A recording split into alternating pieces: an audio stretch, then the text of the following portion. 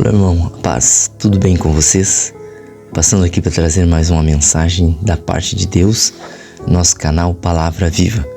Antes de começar a fazer menção da palavra, gostaria de convidar vocês a se inscrever no canal, curtir e compartilhar essa mensagem se você achou ela relevante. Então, irmãos, eu gostaria mais uma vez aqui de dar continuidade ao nosso estudo sobre a palavra de Deus referente ao livro de 2 Esdras, no capítulo de número 13. Irmãos, as revelações que nós encontramos no capítulo 13, assim como em todo o livro do profeta Esdras, que escreveu o livro de 1 Esdras, ou o primeiro livro de Esdras que está na Bíblia, porque o livro de 2 Esdras ele foi contado como um livro apócrifo, não espiritual, só que na verdade é o contrário disso. Ele é um livro espiritual que, por motivos da vontade de Deus, ele permitiu que assim se fizesse, que ele não fosse colocado dentro do canon bíblico, dos 66 livros que nós temos, mas que de fato é um livro espiritual. É um livro completamente espiritual e que tem sim ali a inspiração de Deus pelo seu Espírito, pelo Espírito de Jesus.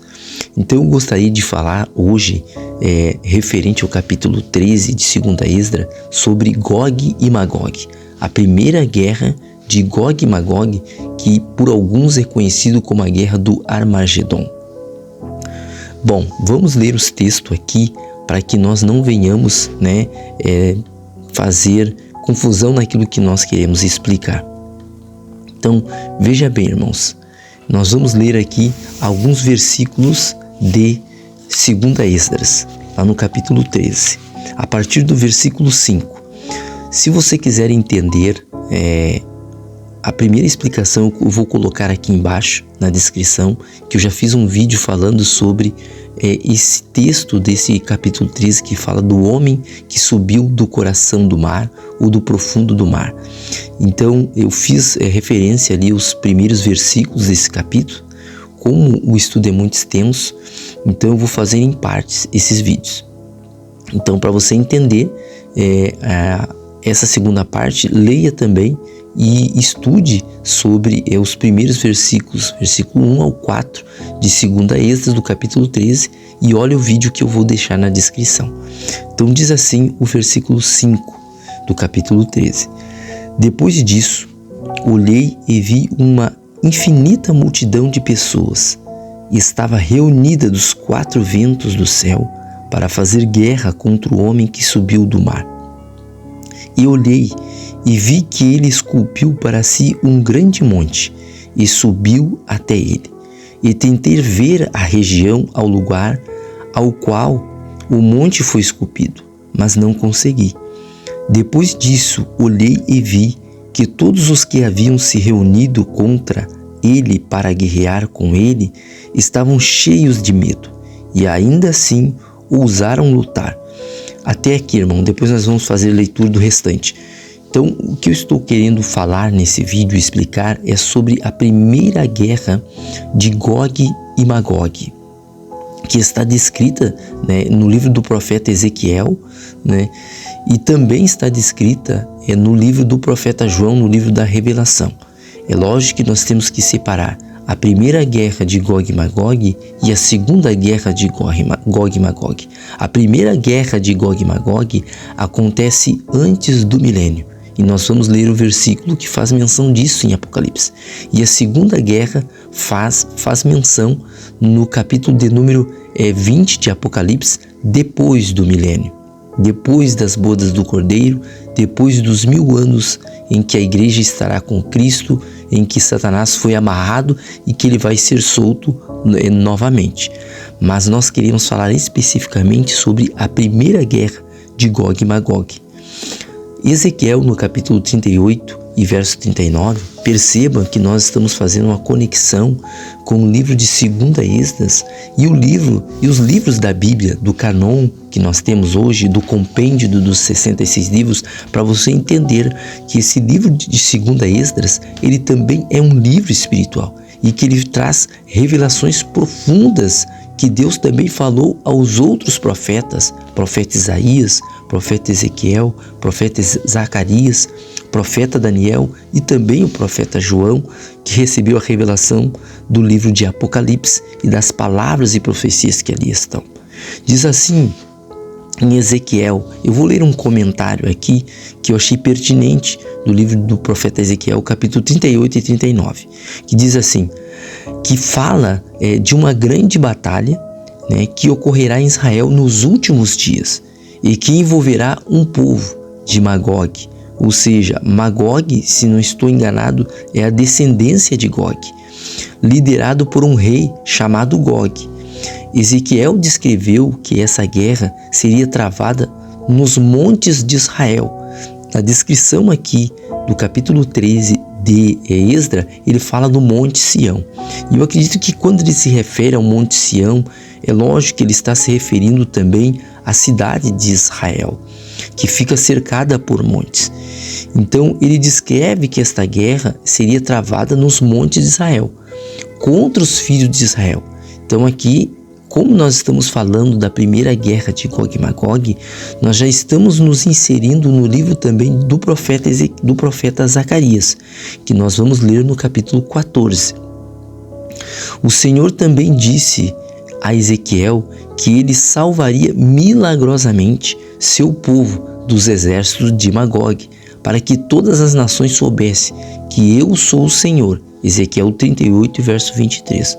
Por causa dessas descrições, Ezequiel parece estar descrevendo a grande batalha que acontecerá antes da segunda vinda de Cristo. Perceba bem que essa é a primeira guerra de Gog e Magog, antes da segunda vinda, geralmente conhecida como o Armagedon. Então, perceba que eu estou fazendo conexão com o livro do profeta Ezequiel, com o livro de 2 Esdras, que diz que havia uma grande e infinita multidão de pessoas que estavam reunidas dos 4 ventos do céu para fazer guerra contra o homem que subia do mar, que eu já fiz referência no primeiro vídeo que eu gravei, que esse homem que sobe do mar é o próprio Cristo, é o Filho do Altíssimo, que ele preparou para aquele grande dia.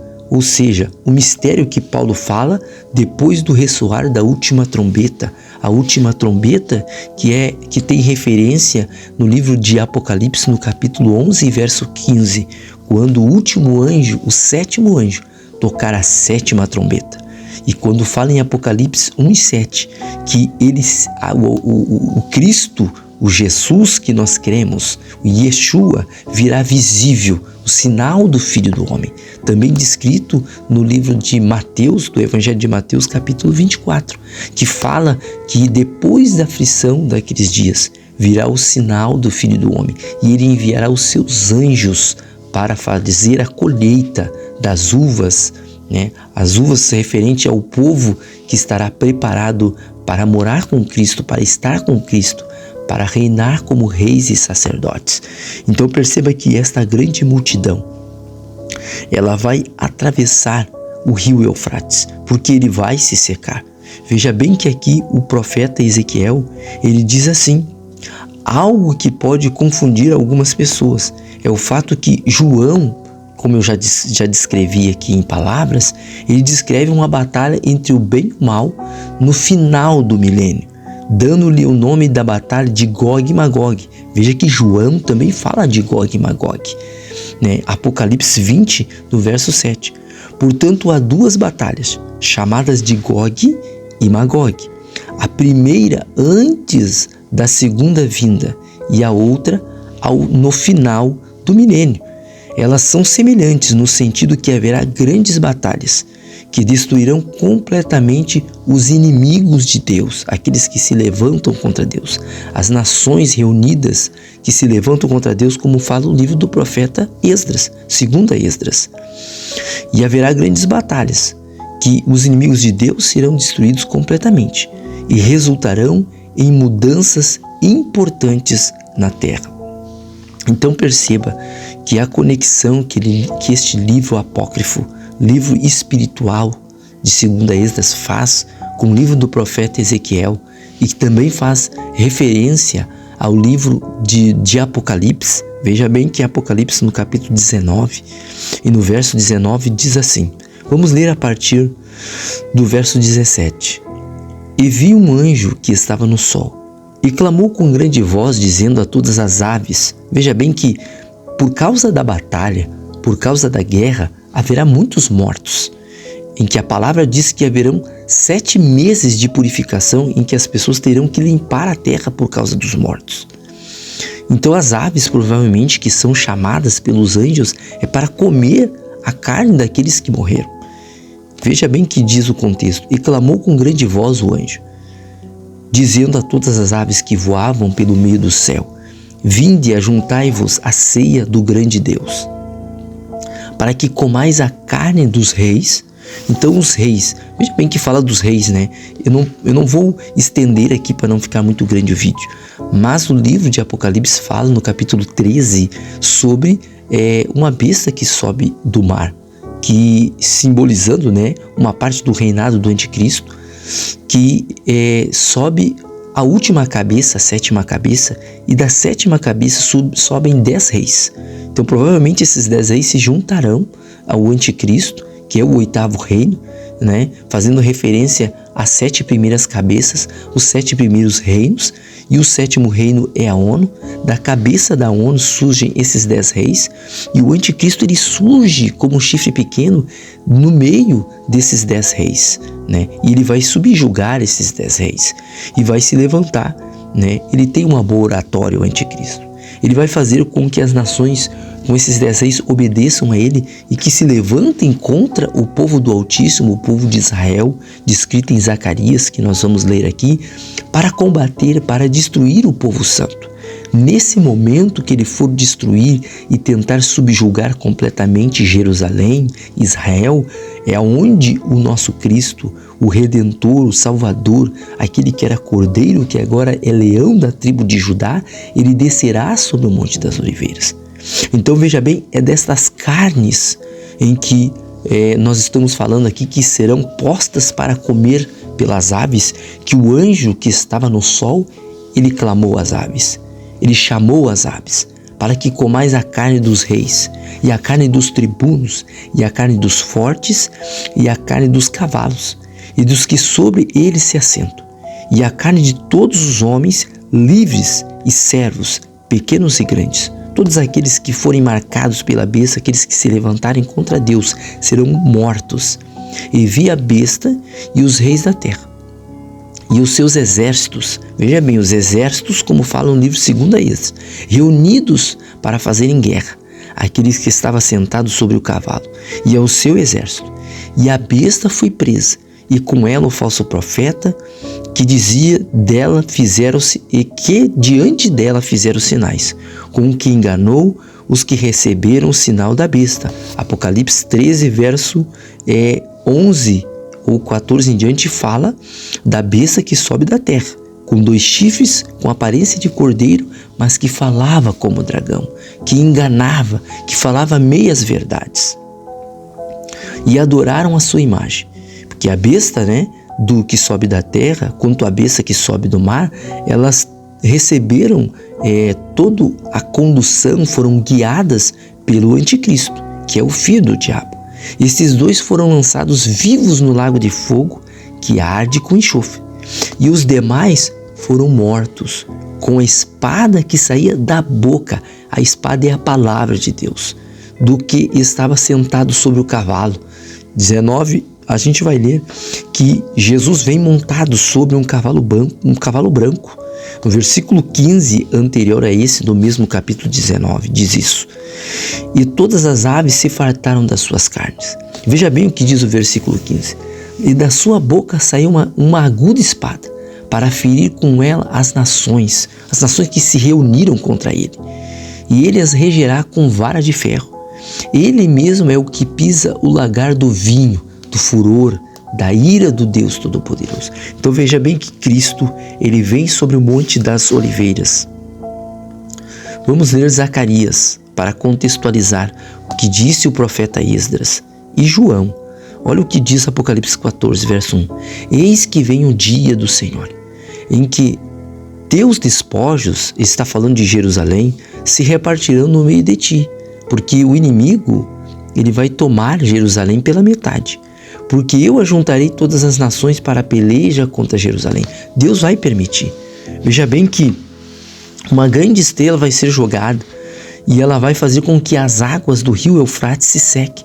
E por ali vai passar os inimigos de Israel e virão contra Israel. Porque eu ajuntarei, o próprio Deus dizendo, porque eu ajuntarei todas as nações para a peleja contra Israel. E a cidade será tomada, e as casas serão saqueadas, e as mulheres forçadas. E metade da cidade de Jerusalém sairá para o cativeiro, mas o restante do povo não será extirpado da cidade. Então Deus tem promessas sobre Israel. Há muitos que dizem que Deus não tem mais promessas que Israel, que Deus vai destruir Israel. Isso é antissemitismo. Deus não vai fazer isso. Deus vai permitir que a metade seja tomada. Mas Deus vai salvar Israel, porque Deus tem promessas sobre Israel. E sairá para o cativeiro. Então, alguns serão cativos, mas o restante do povo não será extirpado, não será destruído da cidade. E o Senhor sairá. É onde nós falamos, capítulo 19 de Apocalipse, que é onde Jesus vem. Apocalipse 1:7, que diz que ele virá visível e pelejará contra essas nações, como pelejou, sim, no dia da batalha. E naquele dia estarão seus pés, Jesus virá visível, seus pés sobre o Monte das Oliveiras, que está defronte de Jerusalém, para o oriente. E o Monte das Oliveiras será fendido pelo meio, para o oriente, para o ocidente. E haverá um vale muito grande. Deus abrirá um vale, assim como Deus abriu o Mar Vermelho. E metade do monte se apartará para o norte, e outra metade para o sul. E o povo de Israel fugirá pelo vale, da mesma forma como fugiu quando o exército de Faraó vinha atrás no Egito para destruir, para levar de volta Israel cativo. Deus enviou Moisés estendeu a mão e estendeu o cajado, levantou a mão para cima e Deus abriu o mar vermelho. E fugireis pelo vale dos meus montes. Deus vai abrir os montes, pois o vale dos montes chegará até Azel. E fugireis, assim como fugiste diante do terremoto nos dias de Uzias, rei de Judá. Então virá o Senhor meu Deus e todos os santos contigo. A igreja já estará com Cristo. Veja bem que é uma esfera de eventos acontecendo ao mesmo tempo.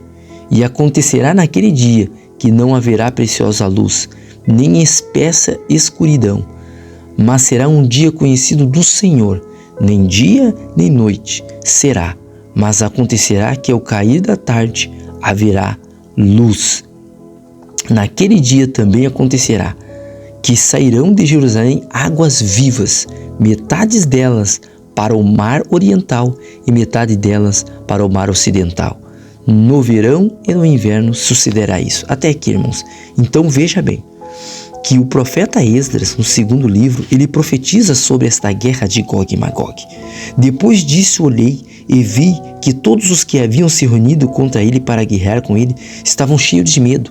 Mesmo com medo, eles se levantaram contra o Filho do Altíssimo.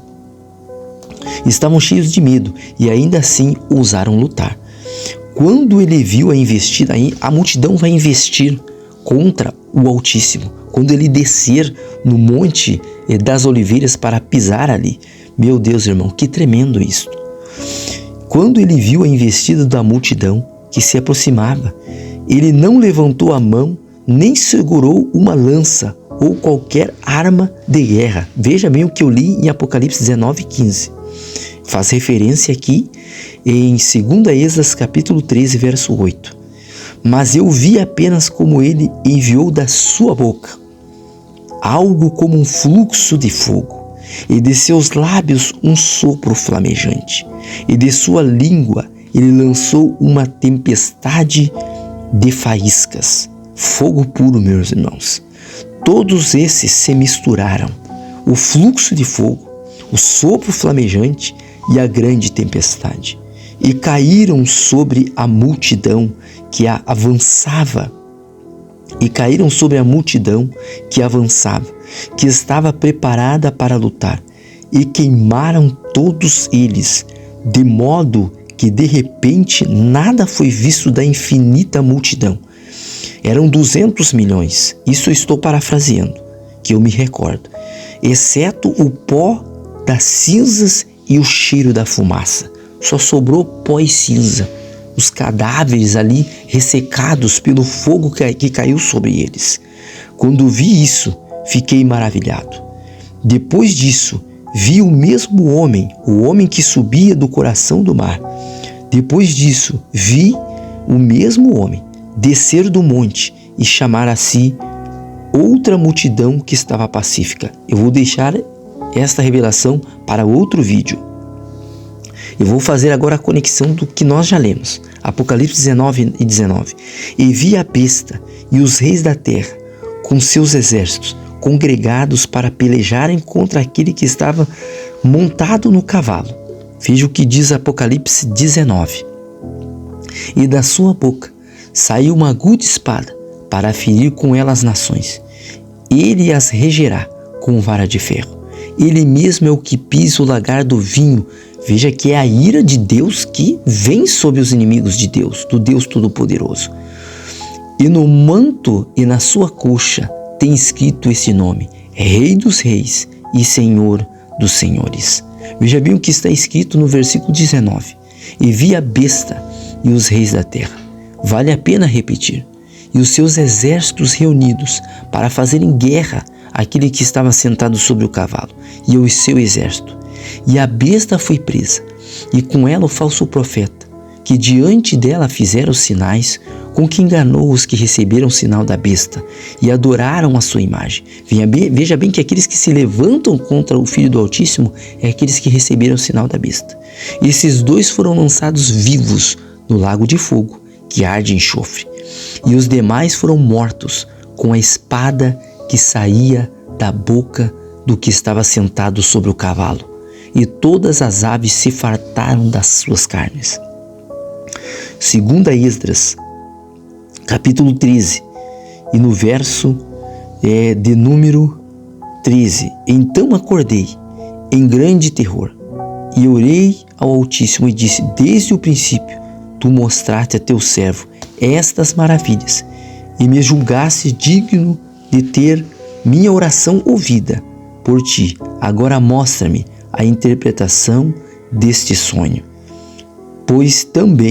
Pois ao considerá-lo em minha mente, ai daqueles que serão deixados nesses dias, e ainda mais, ai daqueles que não são deixados. Isso eu também vou deixar para a próxima revelação. Vamos ler o versículo de número 24 de 2 Esdras, que diz assim: então, quando todas as nações ouvirem sua voz, todas as nações deixarão suas próprias terras, e a guerra que tem uns contra os outros, e uma infinita multidão será reunida, como viste, desejando vir conquistá-lo. Versículo 26. Então ele, meu filho, repreenderá. Aqui já é a revelação do Filho do Altíssimo, que vai se revelar. Então ele, meu filho, repreenderá as nações, reunidas por sua impiedade. Isto foi simbolizado pela tempestade que vinha da sua boca, e as repreenderá em sua face, ou seja, diante dele, com seus maus pensamentos e os tormentos com os quais devem ser torturados, que foram simbolizados pelas chamas que vêm da boca de Cristo pela sua palavra, e as destruirá sem esforço por meio da lei da sua palavra, que foi simbolizado pelo fogo. Versículo de número 33. Portanto, quando ele destruir a multidão das nações que estão reunidas, ele defenderá o povo que restar. Então ele lhes mostrará muitas maravilhas. Veja bem que eu fiz leitura já aqui de Zacarias no capítulo de número 14, que Cristo, ele virá e pisará sobre o monte das oliveiras. Eis que vem dias do Senhor, que vem o dia do Senhor, em que teus despojos, ele está falando de Jerusalém, que nos dias em que Jerusalém for tomada pela metade, os seus despojos forem tomados, o próprio Cristo descerá do céu para destruir pelo fogo que sai da sua boca pela sua palavra, as nações que vêm contra Israel. Vamos ler capítulo 19 de Apocalipse ainda. Vamos ver se é o capítulo 19, e no versículo de número 9. Versículo: E disse, e eu lancei os seus pés a adorar-me, disse, olha. Então, irmãos, eu vou ficar até aqui para a meditação das minhas palavras, porque o livro já ficou longo, né? Mas era isso que eu tinha para dizer. Então, nós fizemos leitura aqui de 2 Esdras capítulo 13, fizemos algumas referências e nós entendemos que o livro de 2 Esdras é um livro espiritual que faz menção também da primeira guerra de Gog e Magog, descrita no Apocalipse capítulo 19, no capítulo 37 de Ezequiel e 38, né? E também em Zacarias no capítulo 14 e também no livro do profeta Daniel, meus irmãos, que eu vou fazer menção rapidamente.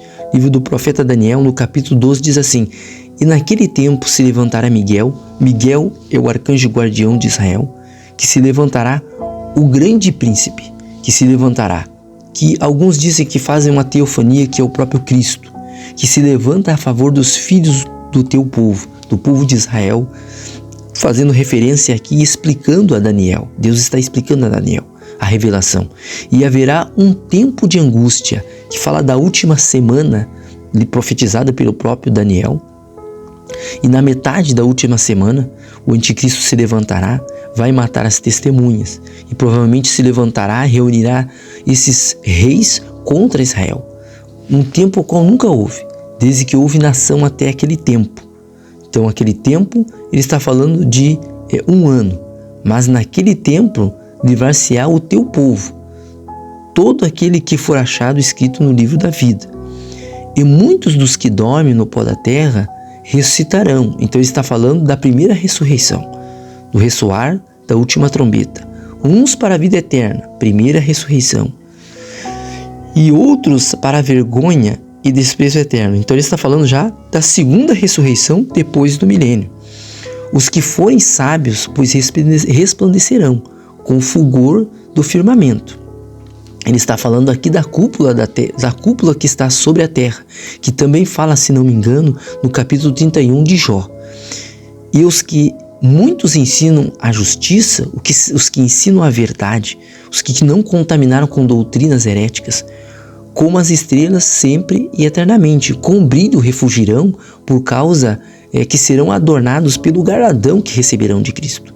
E tu, Daniel, encerra estas palavras e sela este livro até o fim do tempo, pois muitos correrão de uma parte para o outro, buscando conhecimento e entendimento, e o conhecimento se multiplicará. Então eu, Daniel, olhei, eis que estavam em pé outros dois, um deste lado à beira do rio e outro do outro lado à beira do rio. E ele disse ao homem vestido de linho, que estava sobre as águas do rio: Quando será o fim dessas maravilhas? E eu vi o homem vestido de linho que estava sobre as águas do rio, o qual levantou ao céu a sua mão direita e a sua mão esquerda, e jurou por aquele que vive eternamente, por Cristo, que isso seria para um tempo, 1 ano, tempos, 2 anos, e metade de um tempo, meio ano, 3 anos e meio, nos últimos 3 anos e meio, né, da última semana de Daniel. E quando tiverem acabado de espalhar o poder do povo santo, falando de Israel e Jerusalém, todas essas coisas serão cumpridas, fazendo referência ao capítulo 14 de Zacarias. Eu, pois ouvi, mas não entendi. Por isso eu disse ao Senhor meu: qual será o fim dessas coisas? Ele disse: vai, Daniel, porque essas palavras estão fechadas e seladas até o tempo do fim, a última semana de Daniel, que ele mesmo profetizou.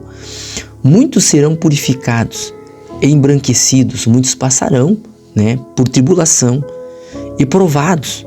A igreja será provada, mas será guardada na grande tribulação. Mas os ímpios procederão impiamente, continuarão fazendo mal, continuarão pecando.